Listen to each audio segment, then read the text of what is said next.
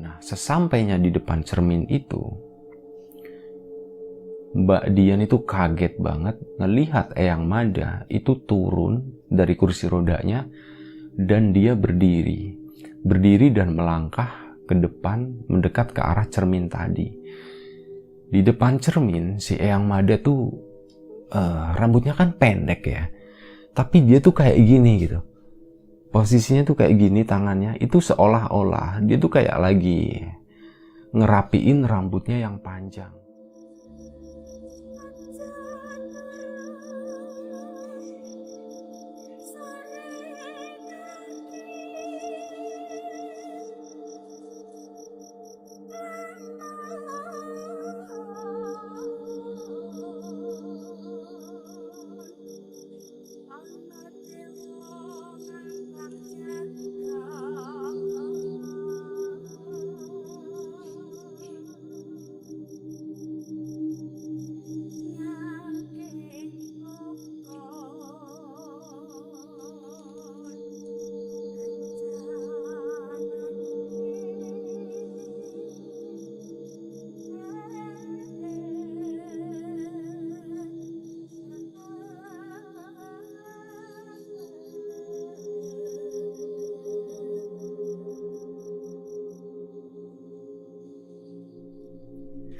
Di sini tuh tadi sore habis hujan lumayan deres, jadi sorry misal ada suara kodok yang ikut masuk, yang ikut kerekam.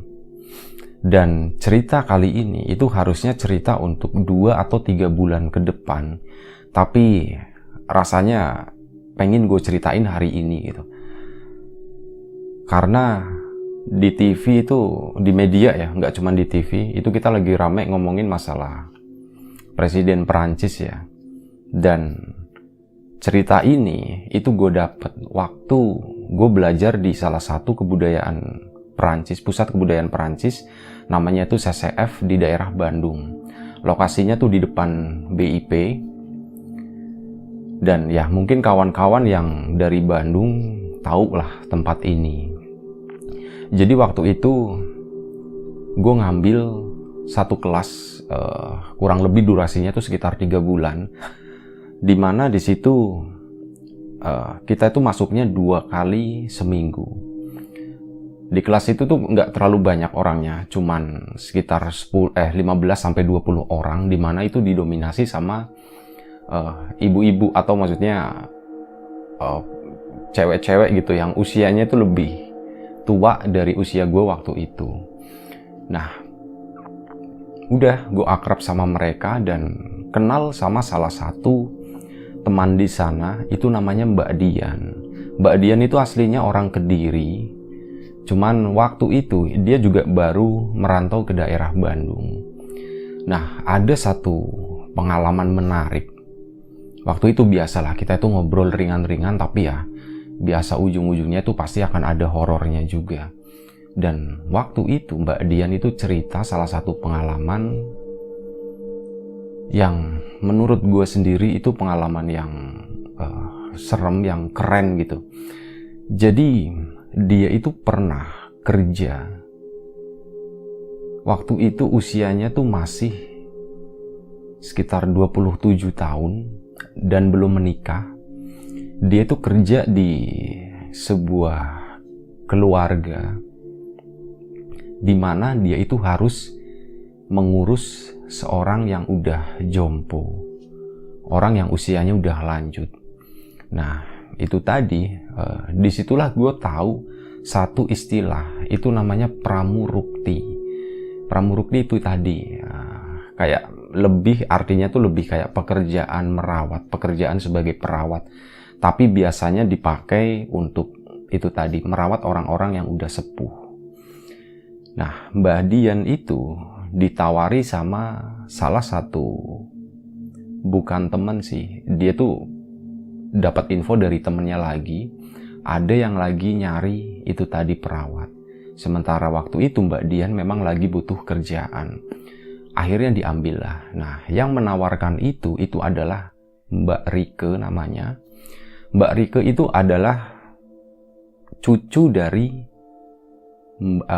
Eyang Mada. Eyang Mada itu adalah si orang sepuh yang dirawat sama Mbak Dian itu.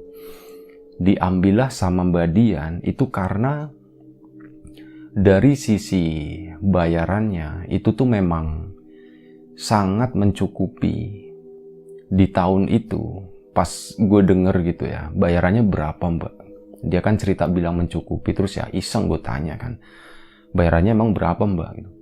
Wah, bayarannya segini gitu. Wah, itu emang banyak banget. Ya, jadi wajar lah kalau memang itu diambil sama Mbak Dian. Nah, singkat cerita, Mbak Dian itu dibawa ke sebuah rumah yang ya sedikit gue kasih gambaran ya. Rumahnya itu rumah lama, kayak rumah-rumah peninggalan Belanda kayak gitu, dengan ya bangunan yang tinggi, tembok yang tebel kayak gitu. Halaman kanan kirinya juga ada, depan juga halamannya luas. Nah, disitulah Eyang Mada tinggal. Eyang Mada itu tinggal sendirian, sementara si Mbak Rike itu domisilinya di Belanda. Jadi emang jauh banget. Nah, kenapa Eyang Mada itu sendirian? Ya karena anaknya atau ibunya Mbak Rike itu udah meninggal. Jadi boleh dibilang satu-satunya keluarga deket yang masih ada itu ya si Mbak Rike itu, cucunya. Tapi sayangnya Mbak Rike itu lagi sibuk dengan urusan bisnis dia, jadi dia tuh harus pergi ke Belanda sana. Makanya dicarilah orang Mbak Dian lah yang akhirnya jodoh gitu. Nah, singkat cerita, mulailah Mbak Dian itu kerja di situ. Dikenalin waktu itu siang, dikenalin sama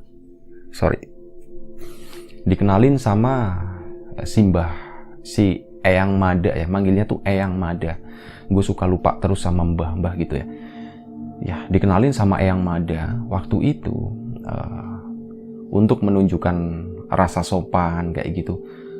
Si Mbak Dian pun sampai cium tangan ya sama si Eyang Mada, dan menurut Mbak Dian, Eyang Mada waktu itu tuh dia duduk di kursi roda kayak gitu.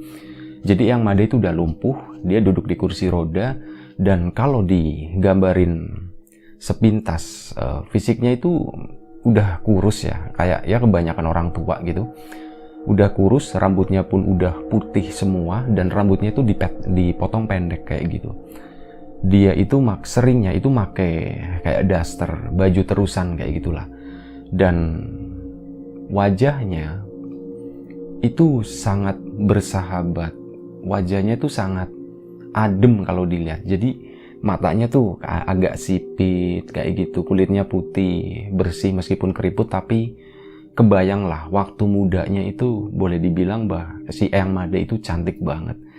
Nah, di situ Mbak Dian itu kesan pertama ngeliat itu, wah ini kayaknya orang baik banget, karismatik kayak gitu. Itu kesan pertama yang Mbak Dian tangkep, dan akhirnya dia pun itu menambah kayak bersemangat gitu ya. Karena sebelum ditemuin itu Mbak Dian itu sempat punya pikiran ya, ngebayangin aduh orang tua pasti gimana gitu ya.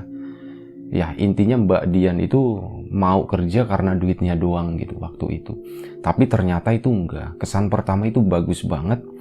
Mbak Dian pun akhirnya tambah semangat. Nah, setelah Mbak Dian datang ke situ, masuk ke situ dan tinggal di situ satu rumah sama Eyang Mada, si Mbak Rike pun berangkat lagi ke Belanda. Beberapa hari tinggal di sana, ngerawat si Eyang Mada, Mbak Dian itu nggak pernah ketemu dengan hal-hal yang aneh. Eyang Mada tuh baik-baik aja, normal semuanya. Sampai entah beberapa minggu setelah itu, masuk minggu kedua itu mulai ada sesuatu yang aneh yang dialami sama si Mbak Dian itu. Jadi suatu malam Mbak Dian itu tiba-tiba kebangun gitu ya. Mbak Dian itu tidurnya di ruang tengah, Sementara si Eyang Mada itu tidurnya di kamarnya sendiri. Tujuannya ya biar misal Eyang Mada butuh sesuatu, manggil Mbak Dian itu gampang gitu aksesnya. Nah waktu itu, malam-malam gitu, itu Mbak Dian tiba-tiba kebangun dan ngedenger itu ada suara kayak baskom yang dari logam. Itu kayak ditaruh di lantai gitu. Pertama sih kebangunnya gara-gara baskom itu tuh jatuh glondrang gitu. Tapi pas dia udah bangun gitu ya, itu dia baru ngedenger itu tadi yang kayak suara baskom ditaruh di atas lantai. Trak gitu bunyinya nggak tahu lah, pokoknya bunyi aja gitu. Nah akhirnya Mbak Dian tuh bangun gitu ya. Takutnya Eyang Mada tuh lagi ngapain, butuh sesuatu atau apa. Karena Eyang Mada tuh nggak bisa jalan, kondisinya itu emang udah lumpuh. Mbak Dian bangun gitu dari tidurnya gitu kan, masih bener-bener pandangannya tuh masih burem kayak gitu. Nah dia samar-samar karena ruang tengah itu dimatiin, lampunya gelap dan cahaya itu cuma datang dari ruang tamu. Meskipun gelap, tapi masih ada cahaya yang masuk, jadi suasananya tuh cuma remang-remang gitu. Nah Mbak Dian itu bangun dan dia tuh ngelihat gitu ya, samar-samar di depan dia itu ada, itu kayak Eyang Mada. Dia itu posisinya jadi kayak setengah siluet kayak gitu ya. Itu ngebuka rok dasternya. Ini mohon maaf ya, dia itu ngebuka rok dasternya, terus posisinya itu jongkok di atas baskom yang ada di atas lantai itu. Jongkok dan dia itu ada bunyi suara air ngucur. Ya, orang lagi buang air lah. Si Eyang Mada itu kayak lagi kencing kayak gitu. Mbak Dian itu antara percaya dan gak percaya. Itu selama beberapa detik dia tuh terus merhatiin itu, diliatin gitu, itu beneran Eyang Mada bukan gitu. Eyang Mada kan gak bisa jalan, masalahnya kenapa itu sosok yang mirip Eyang Mada kok dia bisa berdiri dan dia tuh kencingnya ya itu tadi sambil jongkok gitu. Itu terus diperhatiin gitu kan. Nah setelah beberapa detik, si Mbak Dian pun karena agak bergidik gitu ya, waktu itu agak merinding gitu ngeliat pemandangan itu. Akhirnya Mbak Dian pun pura-pura tidur lagi. Dia pura-pura gini sambil miring gitu ya. Sorry, hidung gatel. Nah dia tidur miring kayak gitu sambil terus merhatiin sosok yang ada di depannya. Jadi sosok itu posisinya di depannya kamarnya Eyang Mada persis. Sementara si Mbak Dian itu posisinya di jadi ruang tengahnya tuh ruang tengah yang lebar gitu. Nah Mbak Dian tuh agak jauh di sisi seberangnya. Itu terus ngeliatin itu sampai akhirnya si sosok itu bangun lagi, ininya diturunin ya roknya. Sepintas sebelum sosok itu jalan masuk ke kamarnya Eyang Mada, itu sosok itu sempat ngelirik, sempat nengok gitu ke arahnya Mbak Dian. Tapi sayangnya Mbak Dian tuh nggak ngeliat mukanya. Tapi yang jelas kalau dari bayangannya itu adalah Eyang Mada. Akhirnya sosok itu masuk, udah malam itu selesai. Keesokan paginya semuanya tuh normal kayak biasanya. Eyang Mada tetap duduk di atas kursinya, si Mbak Dian itu mandiin semuanya, segala keperluannya diurus ya, dipenuhi, ngasih makan, termasuk kayak misal buang air, ngebersihin kayak gitu, semuanya lah, pokoknya bener-bener pengabdian banget lah. Tapi Mbak Dian itu seneng ngelakuin itu karena ngelihat sosoknya Eyang Mada yang lemah lembut, yang karismatik itu tadi. Mbak Dian tuh jadi menikmati pekerjaan itu. Nah, malam keduanya setelah malam pertama yang dia ngelihat Eyang Mada itu di depan kamarnya yang tadi ya. Nah, malam keduanya pun sama. Mbak Dian itu lagi tidur dan waktu itu sekitar jam 1 malam, udah lewat tengah malam. Mbak Dian itu tiba-tiba kebangun karena ngedenger ada suara orang ketawa. Dan suara orang ketawa itu adalah suaranya Eyang Mada.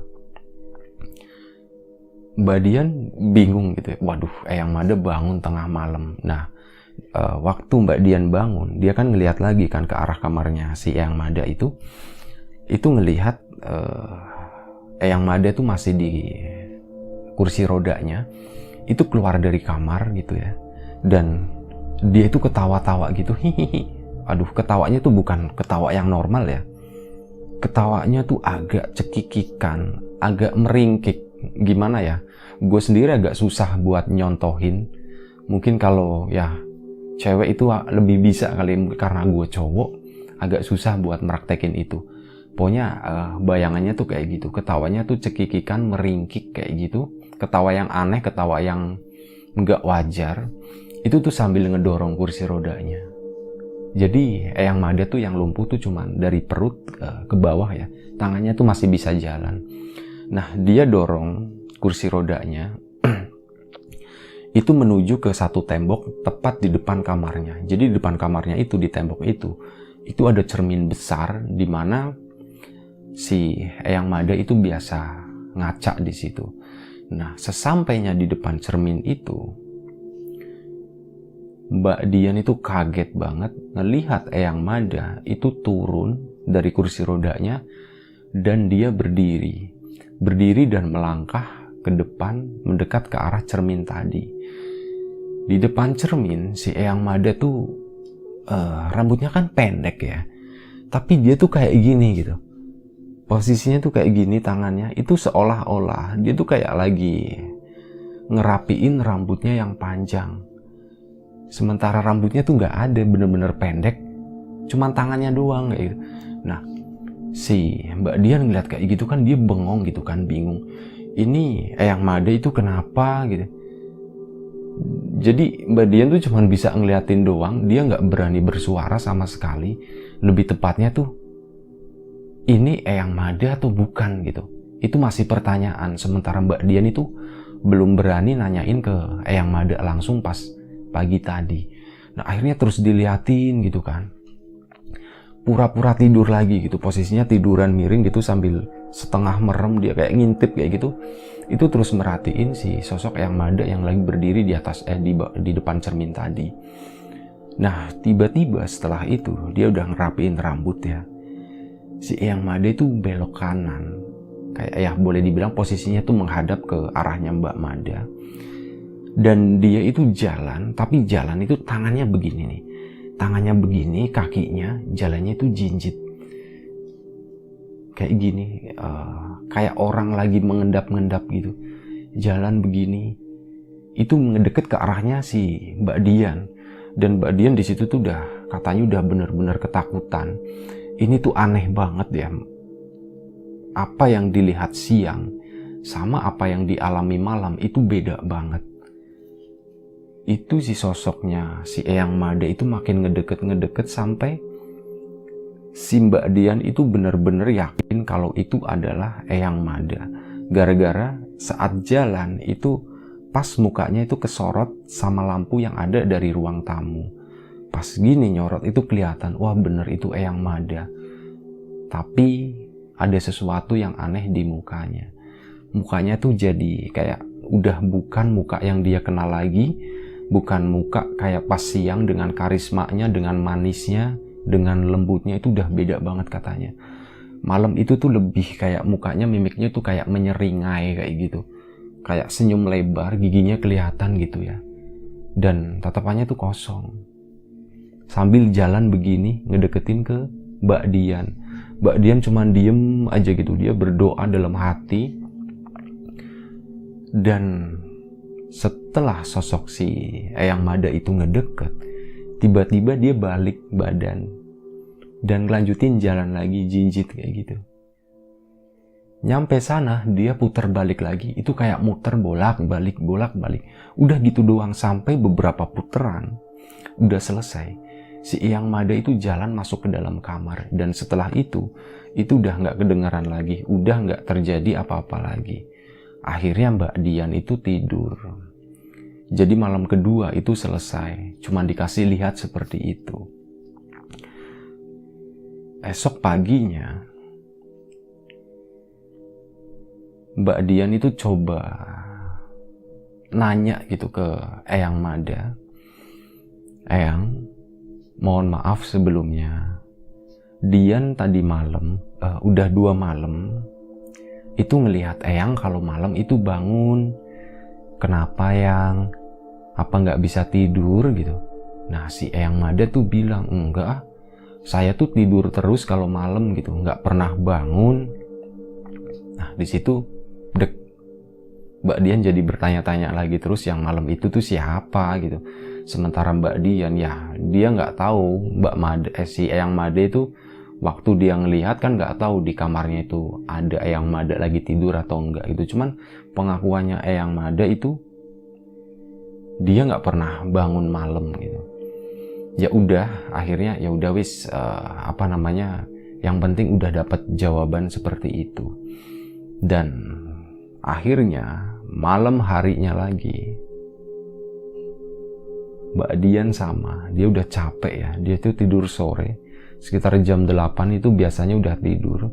Eyang Mada juga udah tidur, dan kejadiannya tuh sama. Jam 1 malam lagi si Mbak Dian itu kebangun, dan ini agak gimana ya, Mbak Dian itu ngebangun gara-gara ngedengar ada suara orang jalan. Srek, srek, srek, srek, duk, duk, duk, srek, srek, duk, duk, kayak gitu. Itu suaranya tuh ngedeket gitu. Tapi posisinya Mbak Dian waktu itu masih merem. Mbak Dian itu udah yakin, wah ini Eyang Mada bangun lagi nih malam-malam nih. Apalagi dia yang mau dikasih lihat nih. Waktu Mbak Dian buka matanya, tiba-tiba dia tuh kaget banget ngelihat mukanya Eyang Mada itu udah di depan muka dia. Dan apa yang diucapin sama Eyang Mada itu tuh bikin kaget Mbak Dian. Begitu Mbak Dian melek, itu si sosok itu langsung teriak di depan mukanya, "Turu!" gitu, kayak gitu. Tidur gitu. Dia tuh teriak nyuruh Mbak Dian itu suruh tidur gitu. Udah Mbak Dian ngedenger kayak gitu, dia langsung ngejerit gitu kan, ketakutan. Dia nyampe lompat-lompat gitu, ketakutan, bener-bener dia tuh lari gitu. Dan pas dia lari, si Mbak Dian itu kan sempat nengok lagi ke belakang gitu kan. Nah si sosok Eyang Mada itu masih posisinya tangannya tuh begini, dan dia tuh ketawa, kayak ketawa puas, ketawa ngeledek, mulutnya melebar kayak gitu. Kayak gitu ketawa, kayak ngeledek puas. Dan akhirnya Mbak Dian pun keluar rumah. Dan dia coba menenangkan diri di sana kurang lebih sekitar 1 jam. Akhirnya setelah 1 jam, dia itu nelpon salah satu temennya. Itu buat nemenin dia di situ. Tapi sayangnya nggak ada satu temennya pun yang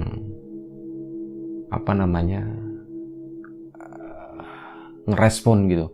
Nggak ada satu temennya pun yang ngerespon. Dan malam itu ya si Mbak Dian harus sendirian, dan akhirnya dia memilih menghabiskan malam itu duduk di teras rumah karena nggak berani masuk. Dan setelah pagi, jadi setelah itu ketiduran ya, pintu udah dikunci sih dari luar. Si Mbak Dian ketiduran di teras.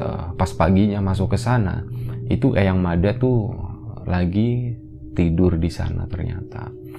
Dan setelah itu agak siangan, entah jam berapa ya, udah lewat tengah hari kayaknya, itu si Mbak Dian itu SMS ke Mbak Rike yang lagi posisinya tuh lagi di Belanda. Itu di SMS, "Mbak, saya mungkin nggak lama kerja di sini," gitu. Nah akhirnya setelah kayak gitu, intinya ditelepon sama Mbak Rike. "Loh Mbak Dian kenapa nggak betah gitu?" "Iya Mbak, jujur 2-3 hari ini tuh saya mengalami hal yang aneh.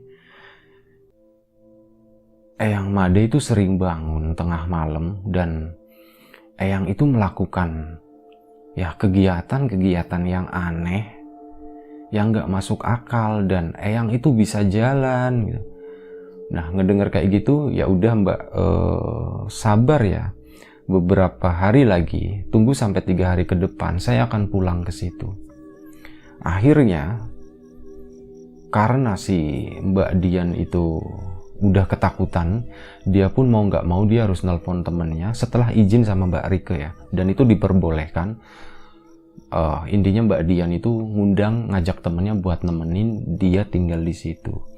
Nah, akhirnya ditunggulah selama 3 hari itu, dan anehnya setelah itu ya, setelah nelpon Mbak Rike tadi, itu malam harinya selama 3 hari 3 malam itu tuh nggak terjadi apa-apa lagi gitu. Jadi Mbak Dian tidur sama temennya itu, malam itu tuh semuanya aman. Pas ditengokin malam-malam, Eyang tuh masih tidur pules ya gitu. Intinya nggak ada kejadian apa-apa lagi. Sampai akhirnya Mbak Rike itu nyampe. Pas di situ barulah mereka ngobrol gitu ya. Ternyata ada sesuatu yang menarik yang disampaikan sama Mbak Rike tadi. Pertama sih Mbak Dian nyeritain kejadian yang dia alami dari malam pertama yang ngelihat Eyang tuh buang air, terus malam keduanya yang ngelihat Eyang ngacak sambil jalan jinjit kayak gitu, sampai yang terakhir semalam yang tiba-tiba nongol di depan mukanya Mbak Dian dan teriak turu kayak gitu. Diceritain semuanya, si Mbak Rike itu nggak ada ekspresi kaget sama sekali. Dia tuh kayak ya ngedengerin dan sepertinya udah paham gitu. Sepertinya bukan hal yang asing lagi buat si Mbak Rike tadi.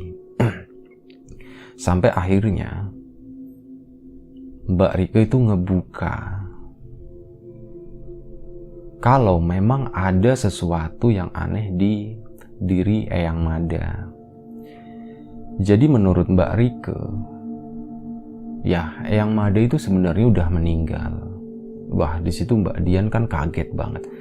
Lah, meninggal gimana Mbak? Maksudnya gimana Mbak? Jangan bikin saya bingung lah, katanya. Iya, sekitar 2 tahun yang lalu Eyang Mada itu udah meninggal, tapi hanya 2 jam. Setelah 2 jam Eyang Mada itu bangun lagi, tapi ada yang berubah dalam diri Eyang. Sebentar. Ada yang berubah dalam diri Eyang, terutama sifatnya. Intinya Eyang itu bukan Eyang yang Mbak Rike kenal sebelumnya. Jadi udah berubah lah intinya kayak gitu. Bukan Eyang yang dikenal. Banyak kejadian aneh setelah itu. Itu sebenarnya alasan kenapa Mbak Rike itu memilih buat pergi meninggalkan si Eyang Mada. Itu salah satu alasan, dan itu dilakukan sengaja sama si Mbak Rike. Salah satunya itu tadi, pergi ke Belanda itu sebenarnya salah satu buat menghindari itu tadi, tanggung jawabnya terhadap Eyang Mada. Mungkin agak terdengar jahat ya, tapi kawan-kawan yang ngedengerin cerita ini tolong jangan menyalahkan siapapun gitu. Nah, udah Mbak Dian ya ngedengerin semua cerita yang disampaikan sama Mbak Rike ya.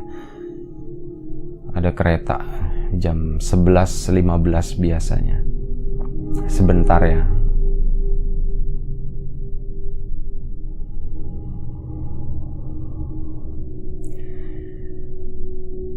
Nah, setelah Mbak Rike itu cerita tentang Eyang Mada yang dianggapnya sudah meninggal itu, akhirnya Mbak Rike tuh ngelanjutin ya. Sorry, tadi ceritanya tuh belum selesai. Jadi dilanjutin lagi. Itu sempat katanya si Mbak Rike itu dapat kayak apa ya, diceritain sama suaminya. Suaminya tuh kebetulan itu boleh dibilang agak-agak ngerti masalah begituan. Kata suaminya memang Eyang Mada itu bukan Eyang Mada gitu ya. Itu adalah sosok lain yang kayak semacam menguasai dirinya Eyang Mada.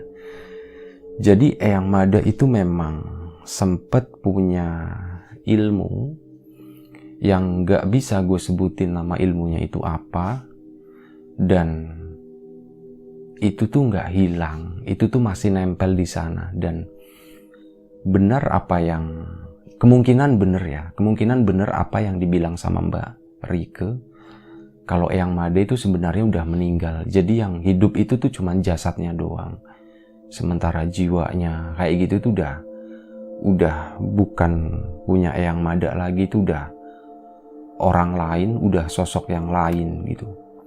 Nah, dari situ ngedenger ceritanya si Mbak Rieke, akhirnya Mbak Dian itu bener-bener positif. Oke Mbak Rieke, kalau seperti itu kejadiannya, nggak apa-apa, saya nggak dibayar deh selama kerja beberapa hari ini, selama beberapa minggu ini. Saya mau mengundurkan diri dari pekerjaan ini karena saya takut. Nah, kata Mbak Rieke, enggak Mbak Dian, saya akan tetap bayar penuh. Dan ya, saya mengucapkan terima kasih.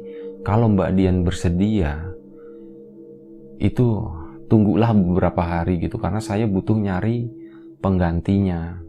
Katanya kayak gitu. Tapi Mbak Dian itu bersikukuh buat, aduh maaf deh, kayaknya saya tuh nggak berani buat ngelanjutin pekerjaan ini.